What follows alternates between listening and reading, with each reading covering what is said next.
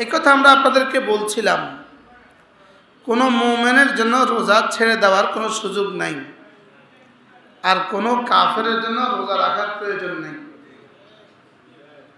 কাফেরের জন্য রোজা রাখার কি নেই, আর মুমিনের জন্য রোজা ছেড়ে দেওয়ার কি নেই। মুমিন রোজা রাখবে না এই ইখতিয়ার মুমিনের নাই।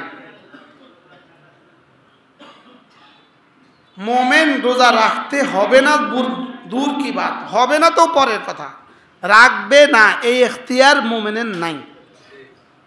ওয়ামা কানা লিমুমিনিন ওয়ালা মুমিনাতিন ইযা কাদাল্লাহু ওয়া রাসূলুহু আমরান আন ইয়াকুনা লাহুমুল খিয়ারাতু মিন আমরিহিম।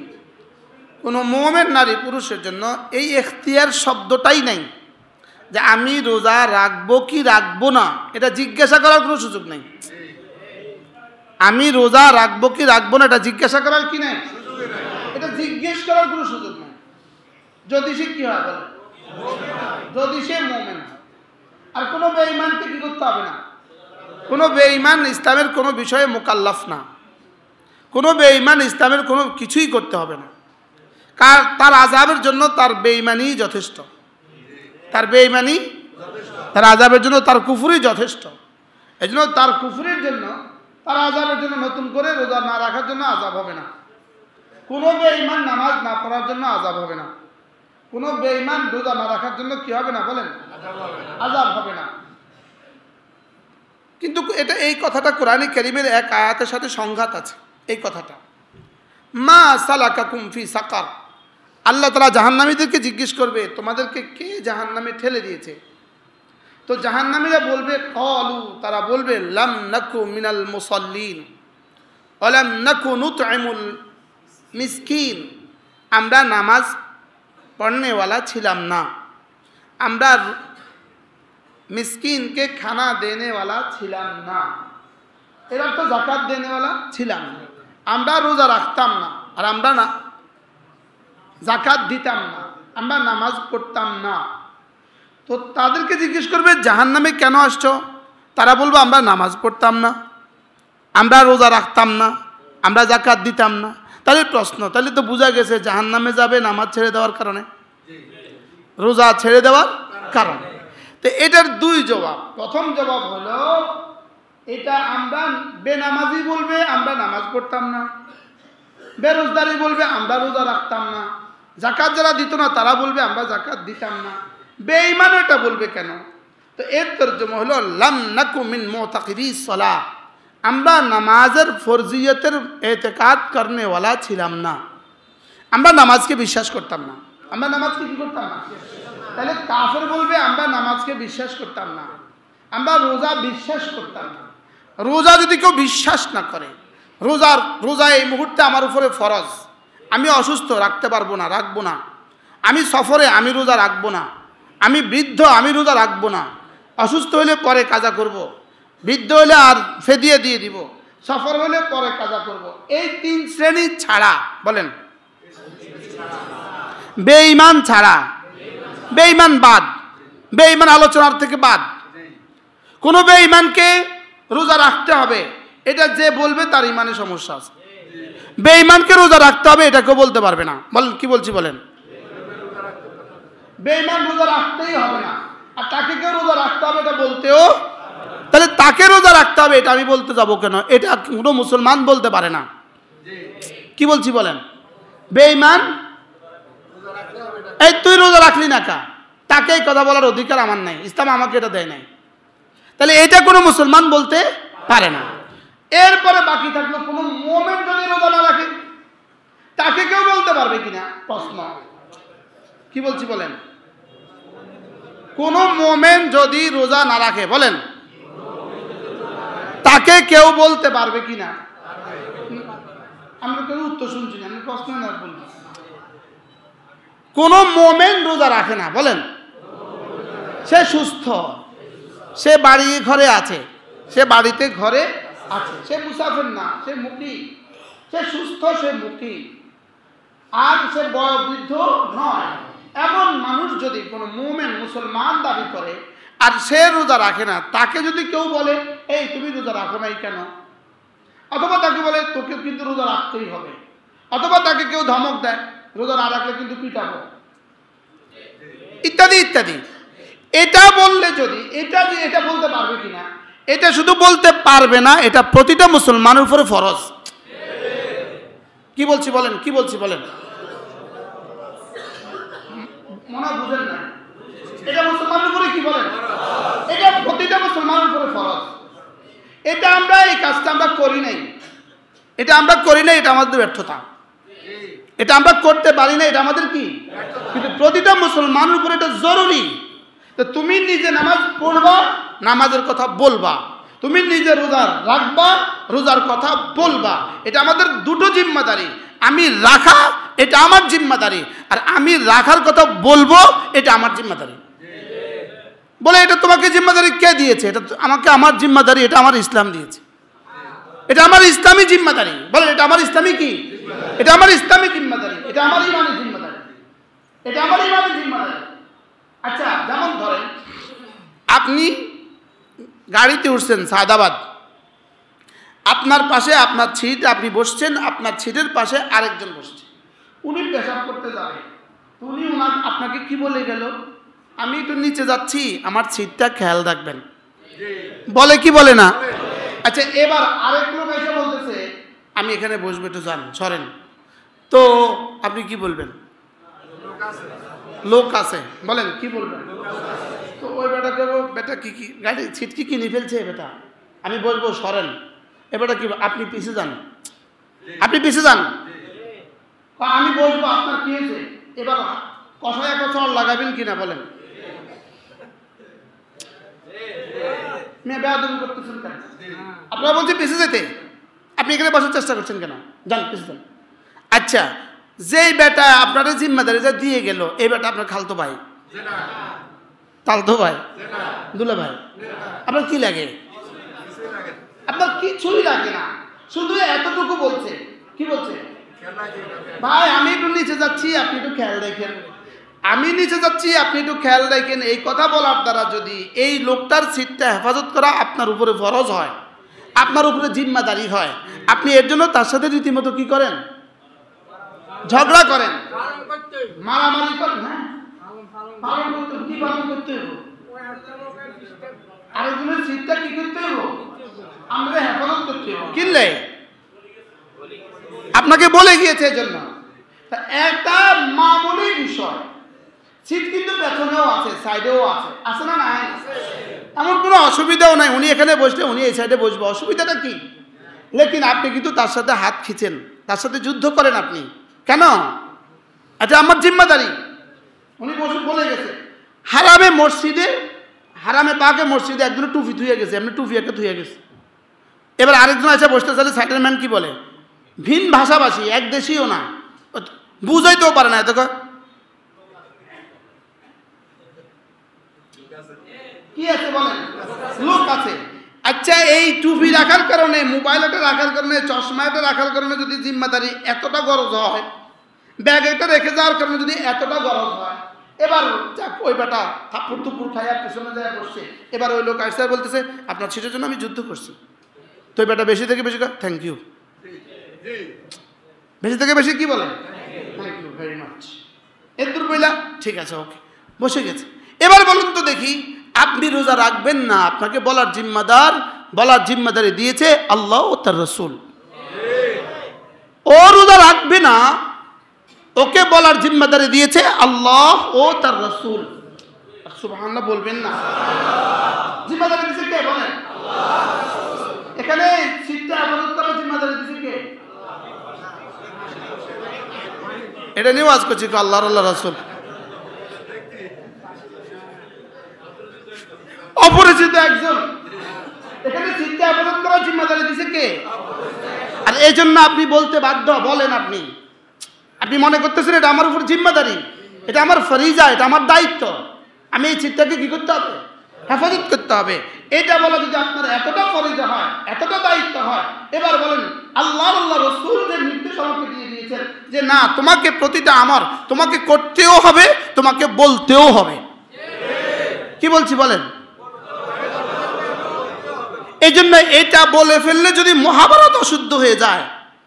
কেউ যদি কাউকে বলে এই তুমি রোজা রাখো না কেন, এটা মহাভারত অশুদ্ধ হবে কেন, এটা মহাভারত অশুদ্ধ হবে কেন, এটা আমার ইমানি দায়িত্ব, এটা আমার ইসলাম, এটা আমার ইসলাম, এটা কি বলে এটা আমার ইসলাম, এটা আমার ইমানি দায়িত্ব, আমাকে বলতেই হবে তুমি কেন রোজা রাখো না, এটা আমাকে বলতেই হবে। আমরা বলি নাই, এটা আমাদের ব্যর্থতা। যে বলেছে তিনি এটা তার সফলতা। এর পেছনে যদি এখন কেউ লেখালেখি করেন, আপনি কার পক্ষে লিখলেন কার বিপক্ষে লিখলেন, আপনি রেডি থাকেন হাসরের ময়দানে জবাবদিহির জন্য। কলম একটা আপনার কাছে আছে, মোবাইল একটা আপনার কাছে আছে, ছবি তোলার যোগ্যতা একটা আপনার কাছে আছে, কি ভাই রিপোর্ট একটা করার যোগ্যতা আপনার কাছে আছে।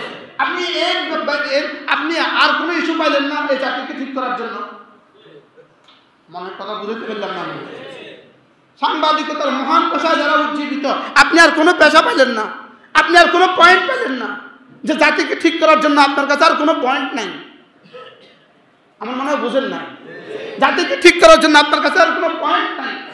আপনার কলম যদি ইসলামের বিরুদ্ধে লেখে, আপনার কলম যদি রোজা নয়, এক জাররা ইসলামের, এক জাররা এক চুল ইসলামের কোন পয়েন্টের বিরুদ্ধে যদি আপনার কলম লেখে, আপনার কলম অল্প কদিন চলবে। মনে রাখবেন, আপনার কলম অল্প কদিন, আপনার কলম আপনার কাছে কাঠ যতদিন আছে ততদিন, আপনার কলম আপনার কাছে কাঠ যতদিন আছে ততদিন, লেকিন ইসলাম থাকবে চিরদিন।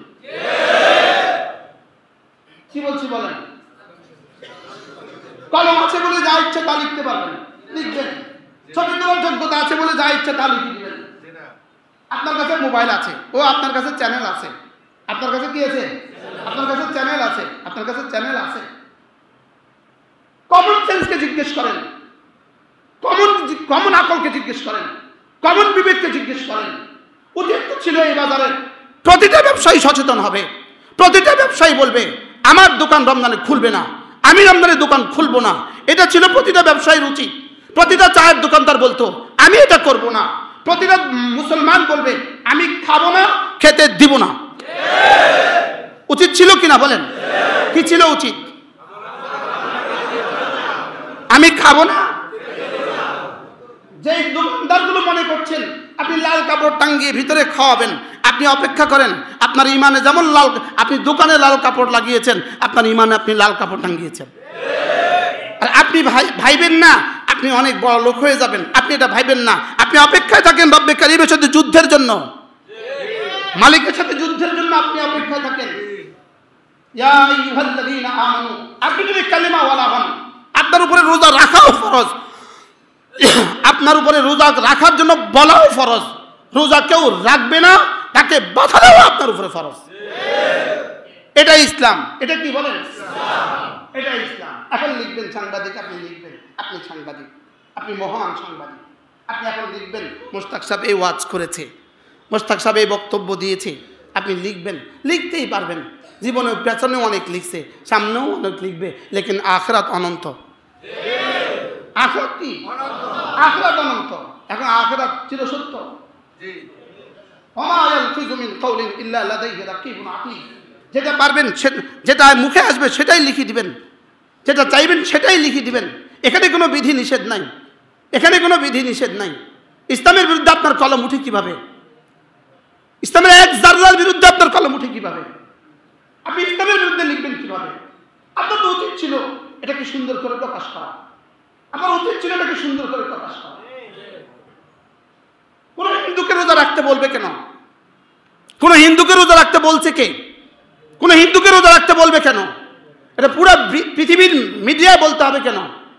হিন্দুকে রোজা রাখতে, সনাতন ধর্মীদেরকে রোজা রাখতে বাধ্য করা হচ্ছে। কোথায় কাকে রোজা রাখতে বাধ্য করা হয়েছে?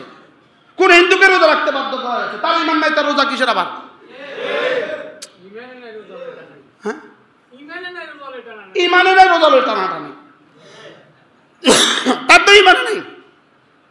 তাহলে সনাতন ধর্মীদের কি রোজার কথা বলার কি কোনো সুযোগ আছে? তারা রোজা রাখতে হবে এরকম কোনো কথা কেউ বলছে? আল্লাহ আমাদের সবাইকে হেফাজত করেন। লেকিন কোন মুসলমান, আপনি সচেতন হন, আপনি আপনার দোকানকে বন্ধ করেন, আপনি আপনার দোকান বন্ধ করেন, আপনার ইমানি দায়িত্ব থেকে বন্ধ করেন। আপনার উপরে কেউ লাটফেল নাই, কেউ চৌকিদার নাই। রাস্তা আলাইহিম বেমুসাইতের, রাস্তা আলাইহিম বেমুসাইতের। আপনার উপরে কোনো চৌকিদার নাই, আপনার উপরে পাহারাদার নাই, লেকিন আপনি আপনার ইমানকে পাহারাদান করেন।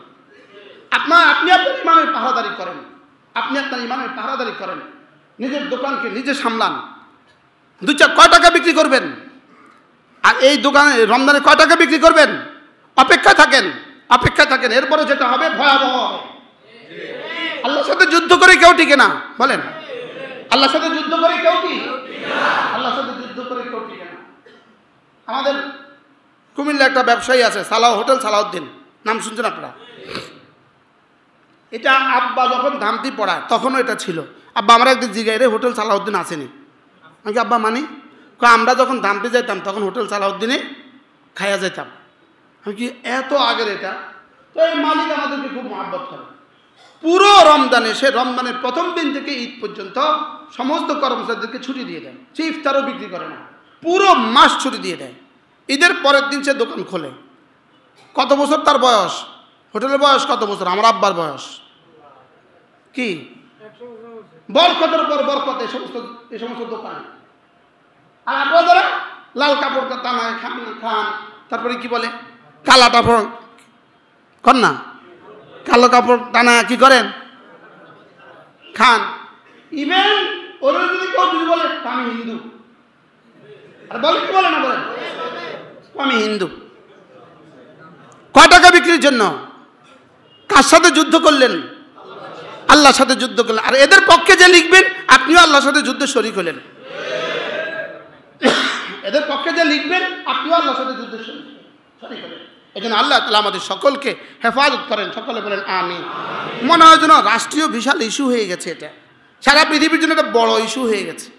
এত বড় একটা সম্মেলন, মানে এত বড় একটা সংগ্রাম হয়ে গেছে, এত বড় দুনিয়ার মহাভারত অশুদ্ধ হয়ে গেছে।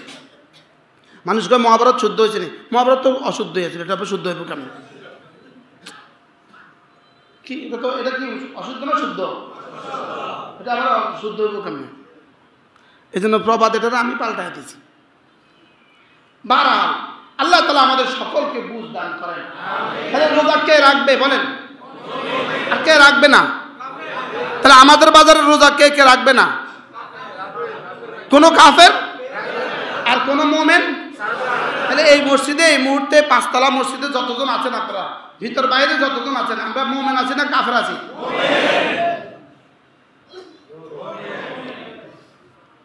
ভাববে চিন্তা কর না, মুমিন আছি না কাফের আছি? তাহলে মুমিন কি ছাড়তে পারে না? আর এটা বলার দায়িত্ব কার?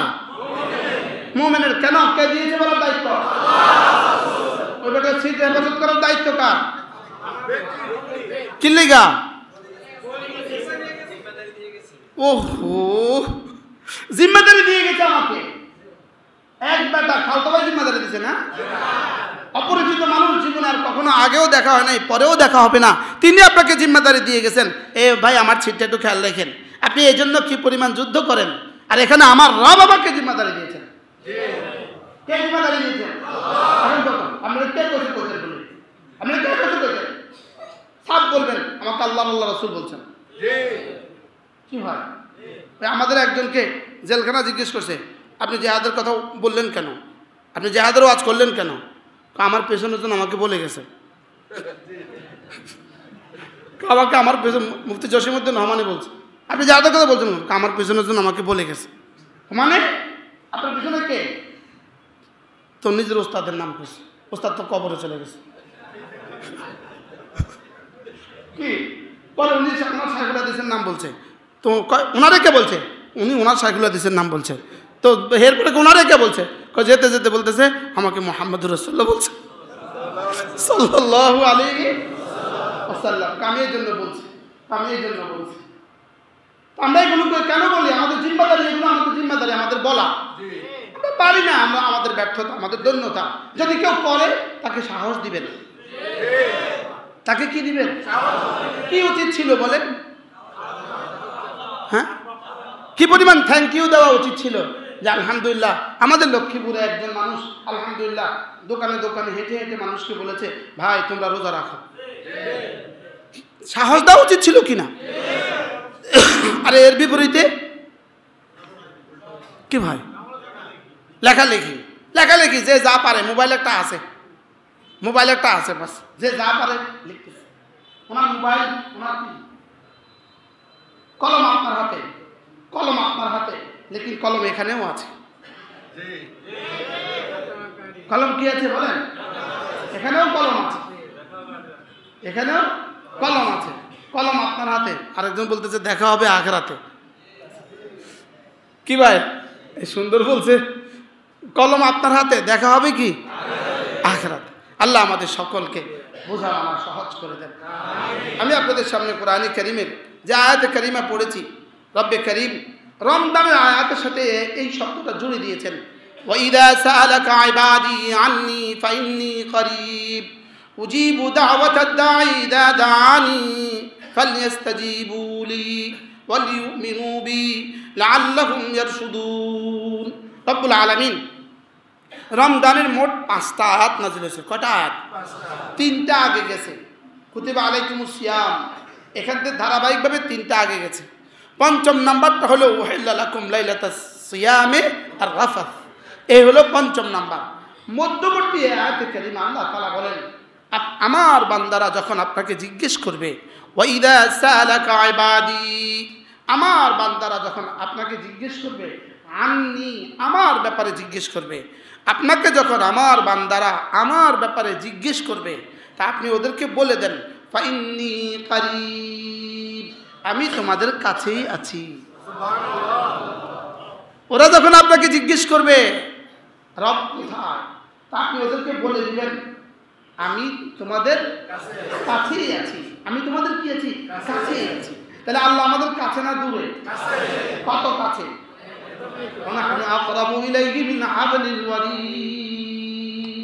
আমি তোমাদের সাহারাগরেও কাছে আছি, আমি তোমাদের সাহারাগরেও কি আছি? কাছে আছি। এবার আল্লাহ তাআলা বলেন, ফালইস্তাজিবু লি, অতএব তোমরা না, উজিবু দাওয়াতাদ দাঈ ইযা দাআনি ফালইস্তাজিবু লি। আল্লাহ তাআলা বলেন আমি কি করি জানো? কেউ যখন আমাকে কিছু বলে আমি শুনি, কেউ যখন আমার কাছে কিছু চায় আমি তাকে দেই, কেউ যখন আমার কাছে কোনো আহ্বান করে আমি জবাব দেই, কেউ যখন আমাকে ডাকে আমি জবাব দেই, কেউ যখন আমাকে ডাকে আমি কি করি? জবাব দেই। রব্বুল আলামিন বলেন আমাকে যখন ডাকে আমি তখন জবাব দেই। অতএব কারণে আমি যখন তোমাকে রোজার দিকে ডাকছি তুমিও জবাব দেওয়া উচিত। আচ্ছা কি পরিমাণ আদর করে! হ্যাঁ, আগে বলতে পারতো তুই আমার ডাকে সাড়া দে, কিন্তু আল্লাহ আগে নিজেরটা বলে। তাই শুনো, কেউ যদি আমাকে ডাকে আমি তার ডাকে কি দেই? এই জন্য তুমিও আমার ডাকে সাড়া দেওয়া উচিত। অবশ্য ওই আয়াতে কারিমা, আরেক আয়াতে কারিমা, আল্লাহ তাআলা যেটার দিকে ডাকেন, আল্লাহ তাআলা যেটার দিকে কি ডাকেন, যেটা চাই সেটা ফরজ হোক, চাই সেটা ওয়াজিব হোক, চাই সেটা সুন্নত হোক, চাই সেটা মুস্তাহাবেই কেন না হোক, চাই সেটা নফলেই কেন না হোক, এই যেটা আল্লাহ তাআলা যেটার দিকে ডাকেন এটা কি আমার জন্য? এটা আমার সরাসরি আমার জন্য লিমা ইউহয়িকুম, এটা সরাসরি আমাকে জীবন দান করবে। সুবহানাল্লাহ বলেন। এটা সরাসরি আমাকে কি দান করে? আমাকে জীবন দান করে। ইসলামের প্রতিটা বিধান আমাদের জন্য হায়াত। সুবহানাল্লাহ বলেন। ইসলামের প্রতিটা বিধান আমাদের জন্য কি হায়াতটা কি?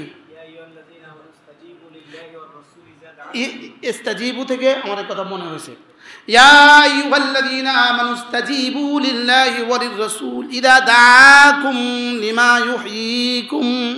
রব্বুল আলামিন বলেন হে মুমিনরা শুনো, তোমরা না ইস্তাজিবু লিল্লাহি ওয়া লির-রাসূল, আল্লাহর আল্লাহ রাসূল যখনই তোমাকে কোনো জিনিসের দিকে ডাকে তখন তুমি ডাকে সাড়া দাও। তার ডাকে কি দাও? আল্লাহর রাসূল যখন তোমাকে কোনো জিনিসের দিকে ডাকে এটা কি জানো? এটা হলো লিমা ইউহয়িকুম, এটা তোমার জীবনের জন্য হায়াত, এটা তোমাকে জীবন দান করবে। তাহলে নামাজ আমার জীবনের জন্য হায়াত, রোজা আমার জীবনের জন্য হায়াত। এই জন্য যারা রোজা রাখে না এরা মূলত মুর্দা। আচ্ছা দিনের বেলা খাইছে, তাজা তাজা তাগড়া দেখা যাওয়ার কথা ছিল না? আপনি তাদের চেহারার দিকে চাইয়েন কেমন চোরা চোরা। এই মাত্র হোটেল থেকে খাইয়া বাইরে এসে চেহারার দিকে চাইয়েন কি অবস্থা, চেহারা কেমন নিজেই এত। আপনি তার দিকে তাকাইলেই বুঝবেন চোর চোর লাগে, সোরা সোরা ভাব লাগে। এদিকে মিডিয়েশন এই শব্দটা কন, এটা না এদিকে এনে খাড়ান হেমি হিরেন কন। রোজা না রাখলে দিনে খাইলে কি কি লাগে কন? সোরা ভাব লাগে, সোরা সোরা ভাব লাগে।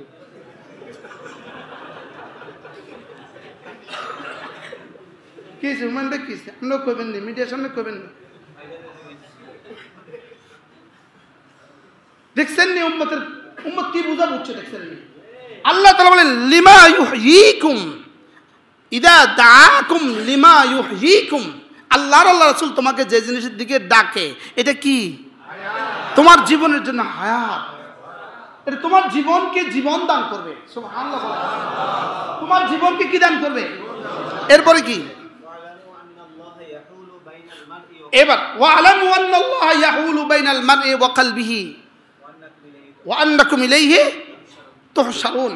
দেখো তোমার আর তোমার কলবের মধ্যে আল্লাহ তাআলা হায়েল, আল্লাহ তাআলা আছেন। কে আছেন বলেন? আল্লাহ তাআলা আছেন। আল্লাহ তাআলা এখানে এখানে। সুবহানাল্লাহ। আমি আছি, আমি এখানে আছি, আমি এখানে কি আছি। আমি যেটার দিকে ডাকছি এটা তোমার জীবনের জন্য রূহ। সুবহানাল্লাহ। জীবনের জন্য কি? রূহ। তাহলে রোজা কি? তাহলে রূহ ছাড়া মানুষ কেমন? মর্দা। তাহলে যারা রমজান মাসে রোজা রাখে না এরা কি? তাহলে রমজান মাসে রোজা রাখে না এরা হলো মুর্দা, সাত মুর্দা। এরা কি বলেন? তাহলে আমরা রোজা রাখবো, আমাদের শহর রোজা রাখবে ইনশাআল্লাহ। বলেন ইনশাআল্লাহ। আমরাও রোজা রাখবো, আমাদের শহরের সব ব্যবসায়ীরা কি করবেন বলেন? রোজা রাখবেন। এই শহরের মানুষ রোজা রাখবে।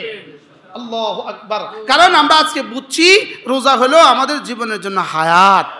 রোজা আমাদের জীবনের জন্য কি? তো হায়াত ছাড়া মুরগি যেমন ডিম দেয় না, হায়াত ছাড়া ছাগলে যেমন বাচ্চা দেয় না, তা হায়াত ছাড়া মুসলমান মানুষগুলোর এদের জীবনে আর কি হবে বলেন? হ্যাঁ, এরা মুর্দা। এই জন্য সমস্ত বেঈমান মুর্দা।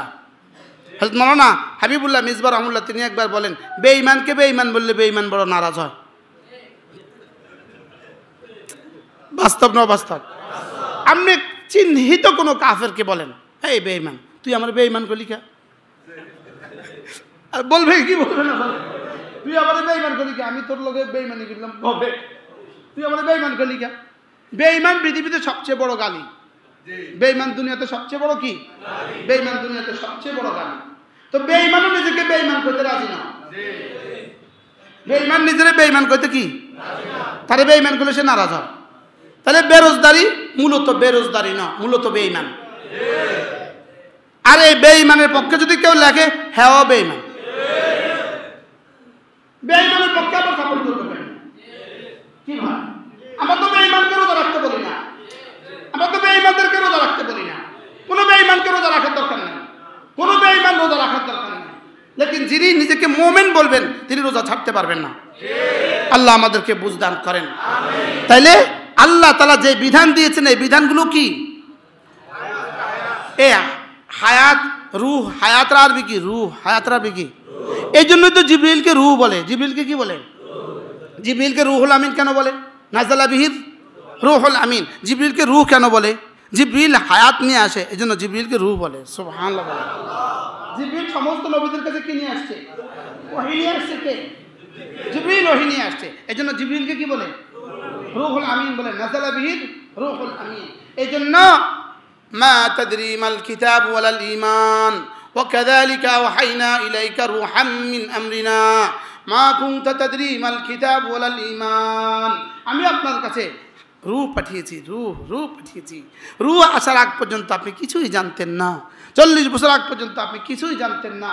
আপনাকে গারে হেরায় ডেকে নিয়ে আমি আপনার রূহের মধ্যে রূহ ফুঁকে দিয়েছি। সুবহানাল্লাহ। তাহলে বোঝা গেছে নামাজ রূহ, রোজা রূহ, হজ রূহ, যাকাত রূহ, জিহাদ রূহ। সমস্ত বিধি বিধানগুলো আল্লাহ তার সমস্ত আমরগুলো, সমস্ত আদেশগুলো, সমস্ত নিষেধগুলো, এগুলো হলো কি বলেন? রূহ। রূহ থাকলে আর রূহ না থাকলে মৃত। এই জন্য হযরত মুআবিয়া রাদিয়াল্লাহু তাআলা খেলাফতের জামানায় রোম সম্রাটের কাছে একজন মুসলমানকে বন্দী করা হয়েছে। কি করা হয়েছে? হযরত মুআবিয়া রাদিয়াল্লাহু তাআলা হযরত খালিদ ইবনে ওয়ালিদকে ডাকলেন, হযরত খালিদ রাদিয়াল্লাহু তাআলাকে ডাকলেন। ওই বন্দির গালে একজন রুমি ফৌজ বন্দির গালে একটা চট দিছিল। বন্দির গালে একটা কি দিছিল? চট দিছিল। বন্দি চড় খেয়ে বন্দি কে হবে? নিশ্চয়ই সাহাবী হবে অথবা তাবিঈ হবে। 3 নম্বর তো কোনো অপশন এখানে কি নাই, সাহাবী বা তাবিঈ। ওই বন্দি ওখানে বিড় করে বলে উঠছিল, মুআবিয়া, তোমার হুকুমতের জামানায় এক মুসলমানের গালে চড় কষানো হচ্ছে, তুমি এই জবাব দেওয়ার জন্য তৈরি থাকো। হযরত মুআবিয়ার কাছে এই সংবাদটা চলে আসছে, দূত মারফতে হযরত মুআবিয়ার কাছে কথা চলে আসছে যে এক মুসলমান বন্দি সে এই কথা বলে উঠছে। এই কথা কি বলে উঠছে? হযরত মুআবিয়া রাদিয়াল্লাহু তাআলা হযরত খালিদকে ডাকলেন, খালিদ, রোম সাম্রাজ্য থেকে ওই কয়েদিকে উদ্ধার করে নিয়ে আসতে হবে, তোমার জিম্মাদারি। তুমি বলো তোমার কি কি লাগবে।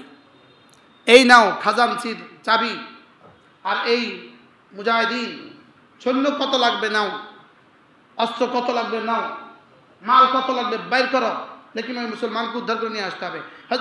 হযরত খালিদ ইবনে ওয়ালিদ বললেন, জি আমিরুল মুমিনিন, আমাকে 30 জন দিলে হবে। কতজন? আমাকে 30 জন দিলে হবে, আমি 30 জন নিয়ে চলবো, আর ওকে উদ্ধার করে নিয়ে আসবে, এটা আমার জিম্মাদারি। হযরত আমির মুআবিয়া রাদিয়াল্লাহু তাআলা জিজ্ঞেস করলেন, তোমার কি খবর আছে? রোমীদের নিয়মিত ফৌজ কত তোমার খবর আছে? তুমি 30 জন নিয়ে তাকে উদ্ধার করে নিয়ে আসবা। তো ইলিনের সিফা সালার না খবর আছে রোমীদের ফৌজ কত, তাদের নিয়মিত বাহিনী 7 লাখ। 7 লাখ, তোমার কতজন দরকার? তুমি 30 জন নিয়ে চলে আসবা, ওরে উদ্ধার করে নিয়ে আসবা, তোমার মাথা ঠিক আছে? হযরত খালিদ ইবনে ওয়ালিদ রাদিয়াল্লাহু বললেন, হ্যাঁ আমির, আমার ঠিক আছে, মাথা ঠিক আছে, আমার সব বুঝ ব্যবস্থা আছে, আমাকে 30 জন দিলেই হবে। হযরত আমির মুআবিয়া জিজ্ঞেস করলেন, তুমি দুঃসাহস কিভাবে করলে 30 জন? যাও, আমি তোমাকে 60 জন দিয়ে দিলাম। কতজন? 60 জন নিয়ে গেলেন। হযরত আমিরুল মুমিনিন জিজ্ঞেস করলেন, তুমি কিভাবে বললা 60 জন নিয়ে চলে আসবা? বলতেছে, 60 জন আমার জিন্দা আর ওদের 6 লাখ মুর্দা। রাসূল বলেছেন, মাসালুল্লাযী ইয়াযকুরুল্লাহ ওয়া মাসালুল্লাযী লাম ইয়াযকুরিল্লাহ কামাসাল হাইয়্যি ওয়াল মাইয়িত। রাসূল বলেছেন, যে জিকির করে সে জিন্দা, আর যে জিকির করে না সে মুর্দা। ওদের 6 লাখ হলো মুর্দা, আমার 30 জন হলো জিন্দা। অতএব আমার 30 জন জিন্দা, তো জিন্দা একজন, একটা ইঁদুরই তো মুর্দা 6000 বাঘের চোখ খেতে পারে। কি ভাই, মুর্দা ইঁদুর, আরে মুর্দা বাঘ আর জিন্দা ইঁদুর, বুঝুন না কথা, বাস্তব না বাস্তব?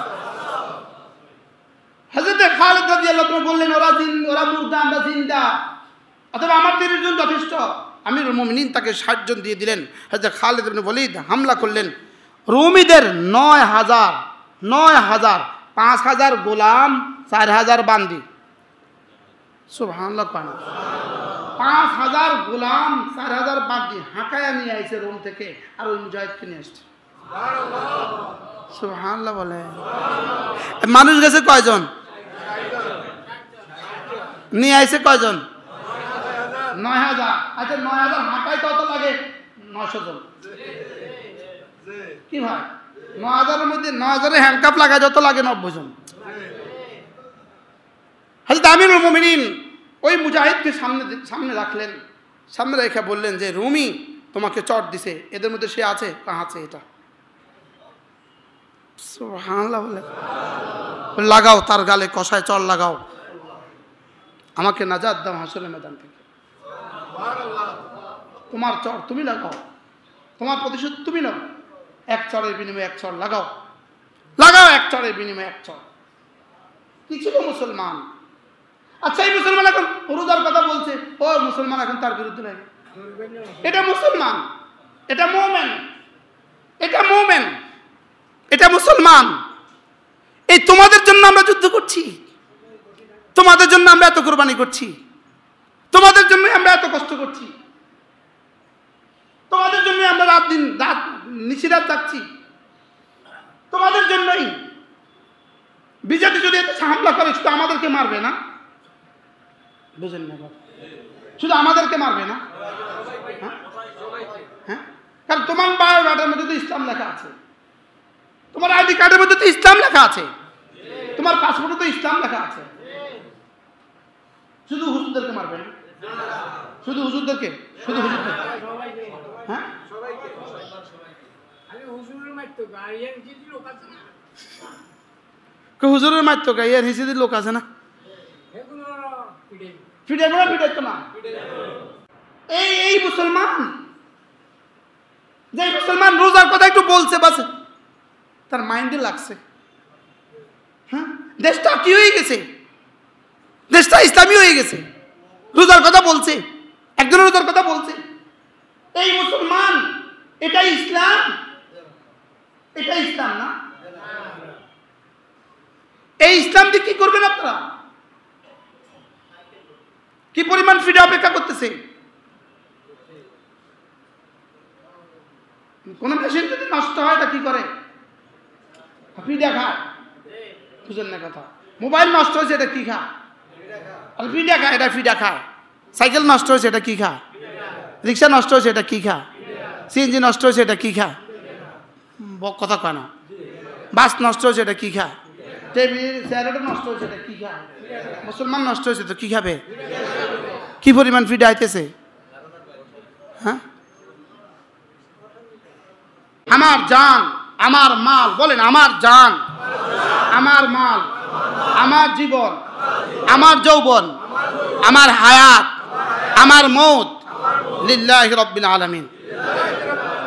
ইন্না সালাতি ওয়া নুসুকি ওয়া মাহইয়ায়া ওয়া মামাতি লিল্লাহি রাব্বিল আলামিন। আমার জীবনের সর্বস্ব আমি আল্লাহর জন্য দিয়ে দিলাম। বলেন বলেন বলেন বলেন বলেন, আমার জীবনের সর্বস্ব আমি কার জন্য দিলাম? আমার জীবনের সর্বস্ব আমি আল্লাহর জন্য দিলাম। আমার দিন আল্লাহর জন্য, আমার রাত আল্লাহর জন্য, আমার সকালবেলা আল্লাহর জন্য, আমার দুপুরবেলা আল্লাহর জন্য, আমার বিকেলবেলা আল্লাহর জন্য, আমার সন্ধ্যাবেলা আল্লাহর জন্য, আমার দিবস আল্লাহর জন্য, আমার রজনী আল্লাহর জন্য, আমার জীবন আল্লাহর জন্য, আমার মৌত আল্লাহর জন্য। সবাই বলেন বলেন ইনশাআল্লাহ, বলেন।